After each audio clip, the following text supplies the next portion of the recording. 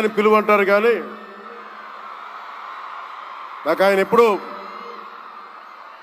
Sir అనే పిలవాలనిపిస్తుంది. నాకు ఆయన మీద నాకు అపారమైన గౌరవం. ఎవరిని లెక్క చేయని వ్యక్తిత్వం.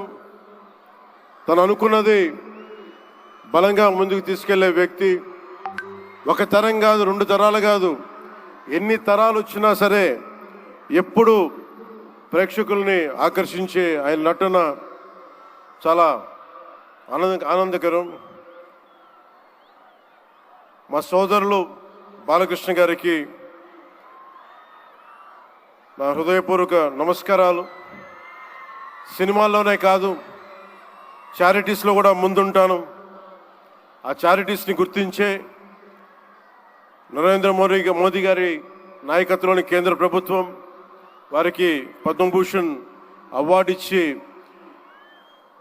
ఆయన మామూలు బాలకృష్ణ గారు కాదు, పద్మభూషణ్ బాలకృష్ణ గారుగా ఆయన గుర్తించడం చాలా ఆనందదాయకం. 28 సంవత్సరాలు పూర్తి చేసుకున్న ఈ సందర్భంలో ఎన్టీఆర్ ఈ ట్రస్ట్కి చాలా అద్భుతమైన భవిష్యత్తు ఉండాలి. ఇంకా వేలాది మందికి సహాయం చేయాలి. నాకు చాలా ఆశ్చర్యం కలిగించింది. చాలా సైలెంట్గా చేసుకెళ్ళిపోయే ట్రస్ట్ ఇది.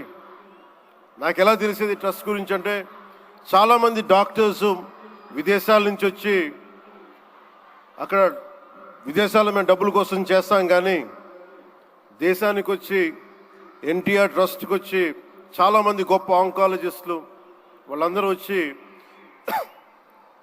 సేవలు చేయటం ఎంత స్ఫూర్తిదాయకమో ఎన్టీ రామారావు గారిది తెలుస్తూ ఉంది.